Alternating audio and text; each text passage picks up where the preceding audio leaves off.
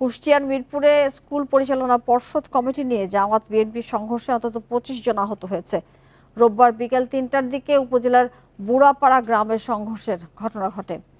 Police জানায়, স্থানীয় বুড়াপাড়া মাধ্যমিক বিদ্যালয়ের কমিটি নিয়ে স্থানীয় জামায়াতের আমির মুকুল আলীকে হুমকি দেয় স্থানীয় বিএনপি নেতা রাশেদ মাহমুদ নাসির। এই ঘটনায় প্রতিবাদ সভার আয়োজন করে জামায়াত কর্মীরা। এ সময় নাসিরের নেতৃত্বে লাঠি সোঁটা নিয়ে তার সমর্থকরা সভায় হামলা করলে দুপক্ষের মধ্যে সংঘর্ষ বাধে। এতে উভয় পক্ষের 25 জন আহত হয়। পরে আহতদের উদ্ধার করে মিরপুর উপজেলা স্বাস্থ্য কমপ্লেক্স ও কুষ্টিয়া জেনারেল হাসপাতালে ভর্তি করা হয়েছে। এদিকে ঝিনাইদহের শৈলকুপা স্কুল কমিটি পরিচালনা পর্ষদের আহ্বায়কের নাম প্রস্তাবকে কেন্দ্র করে বিএনপি ও জামায়াতের মধ্যে সংঘর্ষে অন্তত 20 জন আহত হয়েছে। দুপুরে উপজেলার নাদপাড়া বাজার এলাকায় এই সংঘর্ষের ঘটনা ঘটে। পরে খবর পেয়ে পুলিশ ঘটনাস্থলে পৌঁছে পরিস্থিতি নিয়ন্ত্রণে আনে।